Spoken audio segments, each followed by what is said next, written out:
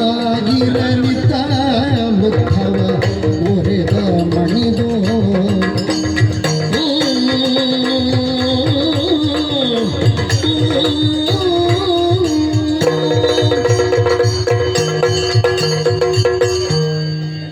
ಆಗುತ್ತಾ ಇರುವ ಬದಲಾವಣೆಗಳು ನಮ್ಮ ಗಮನಕ್ಕೆ ಬರಲಿಲ್ಲ ಅಂತ ಕೆಲವಷ್ಟನ್ನು ಅದಾಗಿಯೇ ಆಗುವುದಕ್ಕೆ ನಾವು ಬಿಟ್ಟು ಬಿಡಬೇಕು.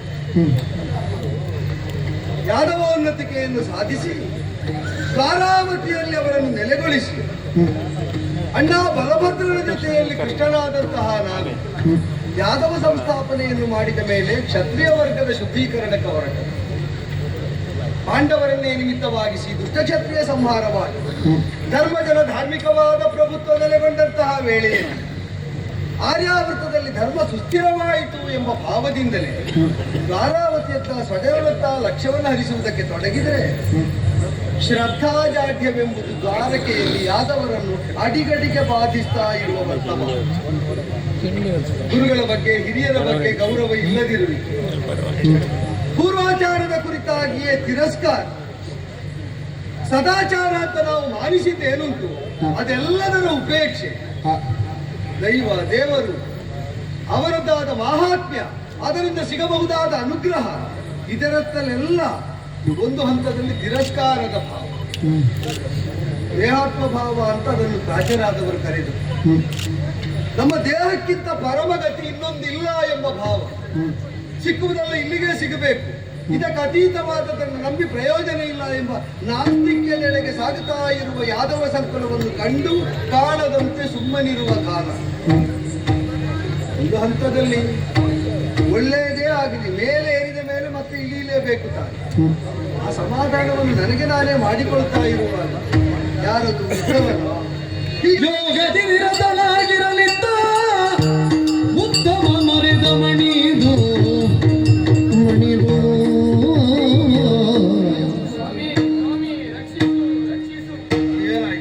ಕಲಾಹೀನವಾದ ಮುಖಮಂಡಲದಿಂದ ತೇಜೋವಿಹೀನನಾಗಿಯೇ ಬಂದು ನಮಿಸಿನಿಂದ ಕಾಲದಲ್ಲಿ ನನ್ನಲ್ಲಿ ಬರುವಾಗ ಇದ್ದ ದುಃಖವನ್ನು ಮರೆತು ಬರ್ತಾ ಇದ್ದ ಪರಿಪಾಠ ನಿನ್ನದಾಗಿ ಈಗ ಸಮಗ್ರ ದುಃಖವನ್ನು ಹೇಳಿಕೊಂಡು ಬಂದಂತೆ ಕಾಣ್ತದೆ. ಏನಾಯ್ತು? ರಂಗಯ್ಯ ಕೆಟ್ಟಿತು ಕಾಲ ಪೇಳಲಿನ್ನೆಂತು ಕೃಷ್ಣಯ್ಯ ಪೇಳನೇನು ಯದು ಪೀಳಿಗೆ ಎಲ್ಲವೂ ಕೀಡು ಕರ್ಮಿಯೋಳು ಹಾಳಾಗಿರುವುದ ಕೇಳು ರಂಗಯ್ಯ.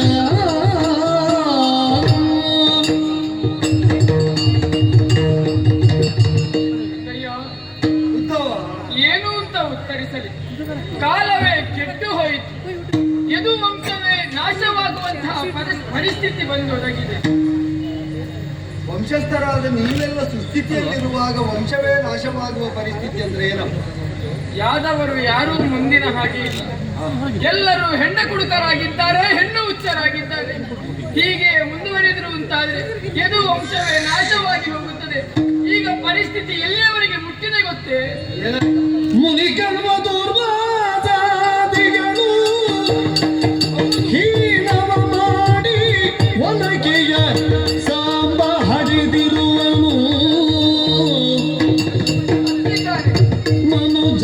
ಮನುಜಪನಾನತಿ ಅನುಸರಿಸುತ್ತಲವ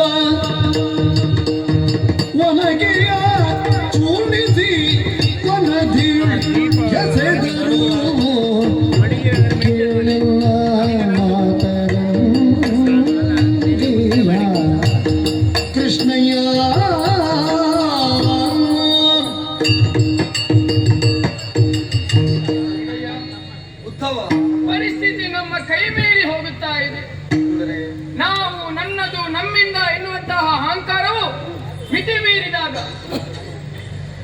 ಬರುವಂತಹ ಮಹರ್ಷಿಗಳನ್ನು ಕೆಣಕುವುದಕ್ಕಾಗಿ ನಾವೆಲ್ಲರೂ ಮುಂದಾಗಿದ್ದೇವೆ. ಯಾವ ಮಹರ್ಷಿಗಳು? ದೂರ್ವಾಸ ಮಹರ್ಷಿಗಳು ಬಂದಂತಹ ಅವರಿಗೆ ನಾವು ಪ್ರಶ್ನೆಯನ್ನು ಕೇಳಿ ಅವರನ್ನು ಕೆಣಕಬೇಕು ಎನ್ನುವ ಹಾಗೆ ನಿರ್ಧಾರವನ್ನು ಮಾಡಿದೆವು.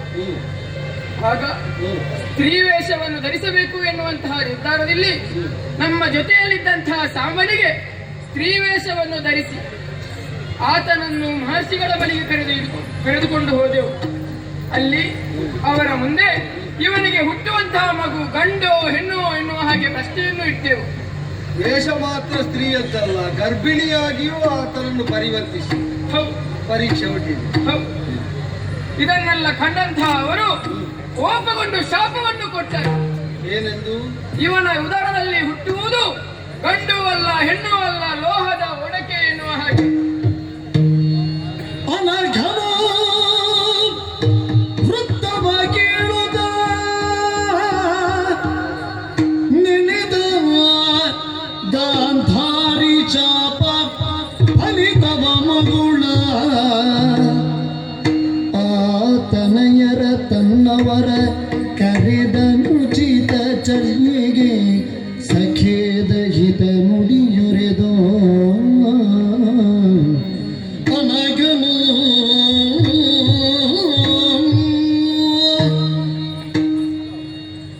ಋಷಿಗಳಾದವರಿಗೆ, ಮುನಿಗಳಾದವರಿಗೆ, ಮಹಾತ್ಮರಾದವರಿಗೆ ಶ್ರದ್ಧೆಯಿಂದ ನಾವು ಸೇವಿಸಿದರೆ ಅವರ ಪ್ರೀತಿಗೆ ಅದು ಕಾರಣವಾಗುತ್ತದೆ, ಅನುಗ್ರಹಕ್ಕೆ ನಾವು ಭಾಜನರಾಗುತ್ತೇವೆ.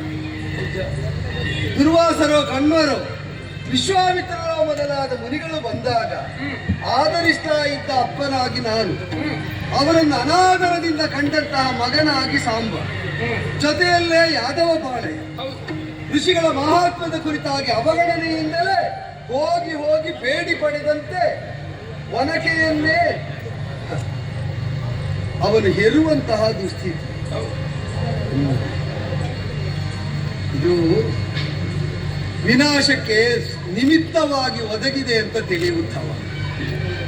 ಇದರ ಬೀಜ ಇವತ್ತಲ್ಲ, ಬೀಜಾವಾಪವಾದದ್ದು. ಕುರುಧಾರಿಣಿಯಲ್ಲಿ ನಡೆದಂತಹ ಮಹಾಸಮರದ ಬಳಿಕ ಪಂಚಪಾಂಡವರು ಏನೂ ಅಪಘಾತಕ್ಕೊಳಗಾಗದೆ ಸುರಕ್ಷಿತರಾಗಿದ್ದದನ್ನು ಕಂಡು ತನ್ನ 100 ಮಂದಿ ಮಕ್ಕಳು ಅಳಿದದ್ದನ್ನು ಗಮನಿಸಿದಂತಹ ಗಾಂಧಾರಿ ದೇವಿ, ದೈವವಾಗಿ ನೀನು ಮನ ಮಾಡಿದರೆ ಒಬ್ಬ ಮಗನನ್ನಾದರೂ ನನ್ನ ಪಾಲಿಗೆ ಪಿಂಡ ಪ್ರದಾನಕ್ಕೂ ಉದಕ ಕ್ರಿಯೆಗೂ ಉಳಿಸಿಕೊಡ್ತಾ ಇದ್ದೆ. ನಿರ್ದಯಿಯಾಗಿ ಪರಸ್ಪರ ಅಣ್ಣ ತಮ್ಮಂದಿರ ಮಕ್ಕಳನ್ನು ಬಡಿದಾಡುವಂತೆ ಮಾಡಿ 18 ಅಕ್ಷೌಹಿಣಿಯ ಸರ್ವನಾಶಕ್ಕೆ ಕಾರಣನಾದ ನಿನ್ನ ವಂಶವೂ ಕೂಡ ಹೀಗೆ ಪರಸ್ಪರ ಬಡಿದಾಡಿಕೊಂಡು ಸಾಯಲಿ ಅಂತ ಶಾಪ ಕೊಟ್ಟದ್ದು ಗಾಂಧಾರಿ ದೇವಿ. ಇಂದಿಗೆ 36 ವರ್ಷದ ಹಿಂದೆ ಅವಧಿ ನಿರ್ಣಯವು ಅವಳಿಂದಲೇ ಆಗಿತ್ತು. ಪತಿವ್ರತೆಯಾದಂತಹ ಆಕೆ ತನ್ನ ಸೌಶೀಲ್ಯದ ಬಲದಿಂದಲೇ ಆರ್ಜಿತವಾದ ಪುಣ್ಯವನ್ನು ಬಡವಾಗಿಟ್ಟುಕೊಟ್ಟ ಶಾಪ ಫಲಿಸದೇ ಉಳಿಯುವುದಕ್ಕುಂಟೆ ಹೇಳು. ಹಾಗೆ ಅಂತ ಒಂದು ಶಾಪ ಅನ್ವಯವಾಗಬೇಕಾದರೂ ಒಂದು ಜನಪದ ಕೆಡಬೇಕಾಗ್ತದೆ. ಅದೆಲ್ಲದಿದ್ರೆ ಸಮಗ್ರ ಜನಪದಕ್ಕೆ ಅದು ಅನ್ವಯವಾಗುವುದಕ್ಕೆ. ಇಷ್ಟು ಅನಾಹುತವನ್ನು ಮಾಡಿದವರು ಈಗ ನಿನ್ನನ್ನು ಮುಂದೆ ಬಿಟ್ಟಿದ್ದಾರೆ. ಈ ಅನಾಹುತವನ್ನು ನನಗೆ ಹೇಳಬೇಕು. ಈ ಅನಾಹುತ ಇಲ್ಲದ ಕಾಲದಲ್ಲಿ ಅಜ್ಜನಾದ ನಾನು ಬರ್ತಾ ಇದ್ದೆ, ನನ್ನ ಮೊಮ್ಮಕ್ಕಳನ್ನು ಒಳಗೊಂಡು ಯಾರೂ ಗೌರವಿಸದೆ, ಆದರಿಸದೆ, ಉಪೇಕ್ಷಿಸಿ ಹಿಂದಿನಿಂದ ಪರಿಹಾಸ ಮಾಡುವಂತಹ ಪ್ರವೃತ್ತಿಯನ್ನು ತೋರ್ತಾ ಇದ್ದದನ್ನು ನಾನು ಬಲ್ಲೆ. ಈಗ ಆಘಾತ ಆದ ಕಾಲದಲ್ಲಿ ಅಜ್ಜನಿಗೆ ಹೋಗಿ ಹೇಳಿ ಅಂತ ಮೊಮ್ಮಕ್ಕಳಿದ್ದ ಜೊತೆಗೆ ಎಲ್ಲರೂ ಸಹವರ್ತಿಯಾದಂತಹ ಬಹುತೇಕ ಬದುಕಿನಲ್ಲಿ ಜೊತೆಯಾಗಿ ಸಾಗಿದ ಉದ್ದವನಾದ ನಿನ್ನನ್ನು ಕಳಿಸಿಕೊಟ್ಟಿದ್ದಾರೆ. ಎಲ್ಲಿ ಅವರನ್ನೊಮ್ಮೆ ನನಗೆ ಕಾಣಬೇಕು. ಎಲ್ಲಿದ್ದಾರೆ? ಸಾತ್ಯಕ್ಕೆ ಕೃತವರು ಮತ್ತೆ ಒಳಗೊಂಡಂತೆ ಎಲ್ಲರೂ ಬರುವುದಕ್ಕೆ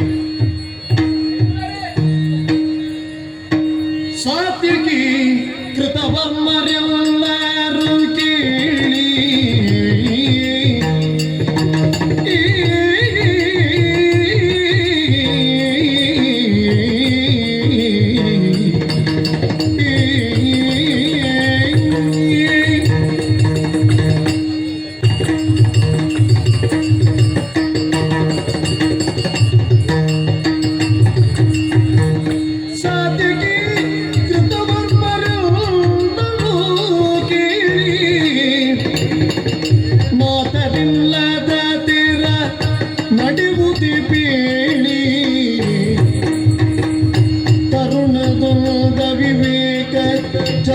ಒನಕೆ ಸೋತು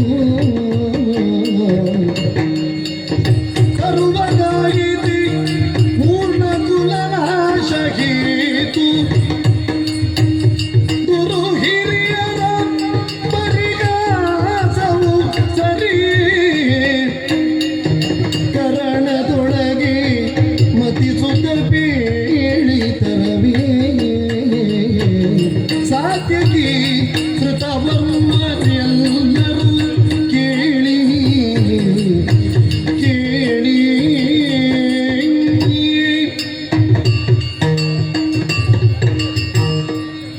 ಕೃಷ್ಣವರ್ಮ ಕೃಷ್ಣ ಸಾತ್ಯಕ್ಕೆ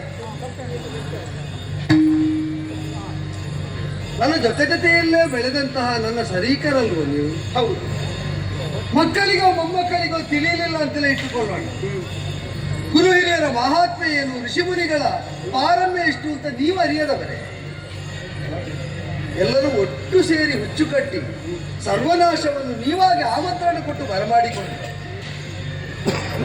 ಯಾದವರು ಅಂತಂದ್ರೆ ಆರ್ಯಾವರ್ತದ ರಾಜಕಾರಣದಲ್ಲಿ ನಿರ್ಣಾಯಕ ಸ್ಥಾನದಲ್ಲಿದ್ದವರು. ಕುರುಗನೆಯಲ್ಲಿ ನಡೆದ ಧರ್ಮ ಸಂಗ್ರಾಮದಲ್ಲಿ ಅಸಮವೀರರಾಗಿ ಹೋರಾಟ ಮಾಡಿದರು. ಅನ್ಯರು ನಮ್ಮನ್ನು ಹೊಡೆದುರುಳಿಸುವುದಕ್ಕಾಗುವುದಿಲ್ಲ ಎಂಬ ವಿಶ್ವಾಸ ಆರ್ಯಾವರ್ತದ ಕ್ಷತ್ರಿಯರಲ್ಲಿ ನೆಲೆಯಾಗಿರುತ್ತ ನಮ್ಮನ್ನು ಹೊಡೆದುರುಳಿಸುವುದಕ್ಕೆ ಹೊರಗಿನವರು ಬೇಡ, ನಾವೇ ಸಾಕು ಅಂತ ನಿರೂಪಿಸಬೇಕಲ್ಲ ಎಲ್ಲರೂ ಸೇರಿ. ಸಾಂಬನಿಗೆ ವೇಷ ಕಟ್ಟಿದ್ರ? ಹೌದು. ಹೆಣ್ಣಾಗಿಸಿದ್ರ? ನಿಜ. ಒನಕೆಯನ್ನೇ ಹೆರ್ತಾರೆ ಅಂತ ಶಾಪ ಬಂತ? ಶಾಪ ಬಂತು. ಹೆತ್ತನೋ ಅದನ್ನು? ಹೆತ್ತ. ಸೀಳಿ ತೆಗೆದಿರಿ. ವರ್ತಮಾನ ಗೊತ್ತಾಯ್ತು. ತಡೆ ಸೀಳಿ ಹೊರತೆಗೆದಂತಹ ಒನಕೆಯನ್ನು ಏನು ಮಾಡಿದಿರಿ? ಪುಡಿ ಮಾಡಿ ಸಮುದ್ರಕ್ಕೆ ಬಿಸಾಡಿದ್ದೀರಿ. ಹಾಗೆ ಮಾಡುವುದಕ್ಕೆ ಹೇಳಿದ್ಯಾರು? ಉಗ್ರಸೇನ ಮಹಾರಾಜರು. ಯಾದವರ ಅಭ್ಯುದಯವನ್ನು ಸದಾ ಸರ್ವದಾ ಕಾಮಿಸುವಂತಹ ಅತಿ ಹಿರಿಯರಾದ ಉಗ್ರಸೇನ ಮಹಾರಾಜರು ಮನುಷ್ಯ ಪ್ರಯತ್ನದಿಂದ ಸಂಭಾವ್ಯವಾದ ವಿನಾಶ ಆಗದಿರಲಿ ಎಂಬುದಕ್ಕಾಗಿ ಅದನ್ನು ತೇದು ತೇದು ತೇದು ಶರದಿ ಪಾಲಾಗುವಂತೆ ಸೇರಿ ಇಂತಾಡಿತು. ಹಾಗೆ ಅಂತ ಅದೊಂದು ಪ್ರಯತ್ನ ಮಾತ್ರ. ನೀವು ಮಾಡಿದ ದುಷ್ಕರ್ಮ ಅವರ ಸಚ್ಚಿಂತನೆಯಿಂದ ಇಲ್ಲ ಅಂತಾಗುವುದಿಲ್ಲ. ಕೆಟ್ಟದನ್ನು ಮಾಡಿದವರು ಪರಿಹಾರವನ್ನು ಪ್ರಾಯಶ್ಚಿತ್ತವನ್ನು ಅವರೇ ಮಾಡಿಕೊಳ್ಳಬೇಕು. ವಂಶ ವಿನಾಶಕ್ಕೆ ಹೇತುವಾಗುವ ಕೆಟ್ಟದಾದಂತಹ ಒಂದು ಒನಕೆಯನ್ನು ಆ ಸಾಂಬ ಹೆರುವಂತಾಗುತ್ತದೆ ಅಂತ ದುರ್ವಾಸ ಶಾಪ ಅಂತ ಆದರೆ ಅದನ್ನು ತೇದು ನಾವು ಎಸೆದಲ್ಲಿಗೆ ವಿನಾಶದ ಸಾಧ್ಯತೆ ಇಲ್ಲವಾಯಿತು ಅಂತ ಅರ್ಥ ಅಲ್ಲ. ಮತ್ತೆ ದುಷ್ಕರ್ಮದಿಂದ ಕೆಟ್ಟದ್ದನ್ನು ಬರಮಾಡಿಕೊಳ್ಳುವುದಕ್ಕೆ ನಾವು ಸನ್ನದ್ಧರಾದರೆ ಸತ್ಕರ್ಮದಿಂದ ಅದನ್ನು ತಡೆ ಹಿಡಿಯುವುದಕ್ಕೂ ನಾವೇ ಸನ್ನದ್ಧರಾಗಬೇಕು. ಈಗಲಾದ್ರೂ ಮಾಡಿದ್ದು ತಪ್ಪು ಅಂತ ಗೊತ್ತಾಯ್ತಾ? ತಪ್ಪು ಅರ್ಥ ಆಯ್ತು. ಸರಿಯಾದದ್ದನ್ನು ಸೂಚಿಸಿದರೆ ಮಾಡುವ ಮನಸ್ಸುಂಟ? ಖಂಡಿತವಾಗಿ ಅದು ಉಂಟು ಅಂತ ಆದರೆ ನೀವೆಲ್ಲರೂ ಈ ಕ್ಷಣವೇ ತೆರಳಬೇಕು. ಯಾವ ಕಡೆ? ಪ್ರಭಾಸ ತೀರ್ಥಕ್ಕೆ. ಊರು ಬಿಡಬೇಕು. ಊರು ಬಿಡಬೇಕ? ಪರಿವಾರ ಸಹಿತವಾಗಿ ಹೋಗಬೇಕು. ಎಲ್ಲರೂ ಹೋಗಿ ಅಲ್ಲೇ ಮಂಗಳ ಕರ್ಮಾಚರಣೆಯನ್ನು ಮಾಡಬೇಕು. ದಾನ ದಕ್ಷಿಣೆಗಳನ್ನು ಕೊಟ್ಟು ಹೋಮ ನೇಮಾದಿಗಳ ಮೂಲಕ ಮಾಡಿ ವಿಪ್ರ ಸಂತುಷ್ಟಿಯನ್ನು ಸಾಧಿಸಿ ದೈವ ದೇವತೆಗಳನ್ನು ಅರ್ಚಿಸಿ ನೀವು ಅದೆಲ್ಲ ಪರಿಪಾಠವನ್ನು ಬಿಟ್ಟದ್ದರಿಂದ ನಾನು ಹೇಳ್ತಾ ಇರುವುದು. ಭವಿಷ್ಯದಲ್ಲಿ ಕಾಲವು ಅತ್ಯಂತ ಕುತ್ಸಿತವಾದಂತಹ ಕುಲಕ್ಷಣಗಳನ್ನು ತೋರ್ತಾ ಉಂಟು. ರಾಹುಯುಕ್ತವಾದ ಚತುರ್ದಶಿಯ ಅಮಾವಾಸ್ಯೆಯಾಗಿ ಭವಿಷ್ಯದಲ್ಲಿ ವಿಪತ್ತು ಸಂಭಾವ್ಯ ಎಂಬುದರ ಸೂಚನೆಯನ್ನು ನಮಗೆ ಕೊಡ್ತಾ ಇರುವ ಈ ಕಾಲದಲ್ಲಿ ಕೆಟ್ಟ ಕಾಲದ ದುಷ್ಟ ಫಲಗಳನ್ನು ನಾವು ನೀಡಬೇಕು ಅಂತ ಆದರೆ ಸತ್ಕರ್ಮ ಒಂದರಿಂದ ಮಾತ್ರ ಸಾಧ್ಯ. ಆದರೆ ಒಂದುಂಟು, ಏನು?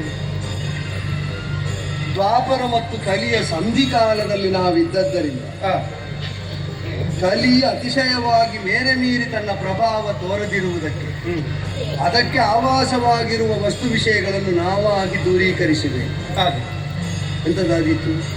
ಯಾವುದು ಬೇಡ ಅಂತೀನಿ. ಕುಡಿಯುವುದು ಬೇಡ ಅಂತ. ನೀರಲ್ಲ, ಮದಿರೆಯಲ್ಲಿ ಅವರಲ್ಲಿ ಅಲ್ಲ ನಿನ್ನಲ್ಲಿಯೂ ಹೇಳಿ ಆಯ್ತು.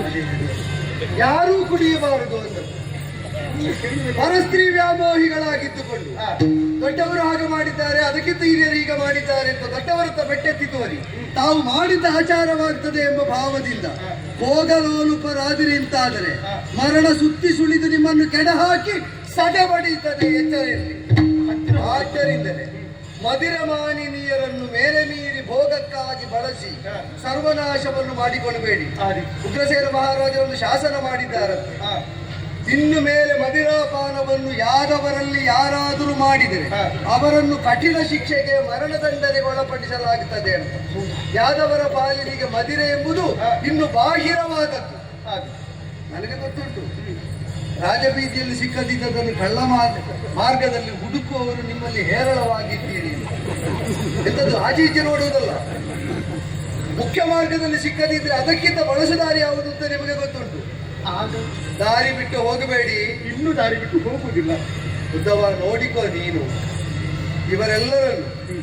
ಎಲ್ಲರೂ ಸಪರಿವಾರರಾಗಿ ಶೀಘ್ರಾತಿ ಶೀಘ್ರವಾಗಿ ಪ್ರಭಾಸ ತೀರ್ಥವನ್ನು ಸೇರಿ ಸತ್ಕರ್ಮದಲ್ಲಿ ತೊಡಗಿಕೊಳ್ಳಿ. ಒಳ್ಳೆ ಪ್ರಾಯಚಿತ್ತ ಮಾಡಿದ್ರೆ ಏನು ಗೊತ್ತೋ, ಬೀಳುವ ಯೋಗ ತಪ್ಪುವುದಿಲ್ಲ. ಪರ್ವತದಿಂದ ಕೆಳಗೆ ಬೀಳುವ ಯೋಗ ಉಂಟು ಅಂತ ಆದ್ರೆ ಬಿದ್ದೇ ತೀರ್ಬೇಕು. ಹಾಗಾದ್ರೆ ಪ್ರಾಯಚಿತ್ತ ಎಂತದಕ್ಕೆ? ಬಿದ್ದಾಗ ಬಂಡೆಗೆ ಬಿದ್ದು ಮಂಡೆ ಒಡೆಯಲೂಬಹುದು ಅಲ್ವಾ, ಹುಲ್ಲಿನ ರಾಶಿಗೆ ಬಿದ್ದು ದೇಹಕ್ಕೆ ಘಾತ ಆಗದಿಲ್ಲೂ ಇರಬಹುದು. ಅಂದರೆ ಪ್ರಾಯಚಿತ್ತ ಮಾಡಿದ್ದರಿಂದ ನಮಗೆ ಬೀಳುವಾಗ ಸಿಗುವುದು ಹುಲ್ಲೋ ಬಂಡೆಯೋ ಅಂತ ನಿರ್ಣಯ ಆಗ್ತದೆ. ಪ್ರಾಯಶ್ಚಿತ್ತ ಯಾಕೆ ಅಂತ ಗೊತ್ತಾಯ್ತು.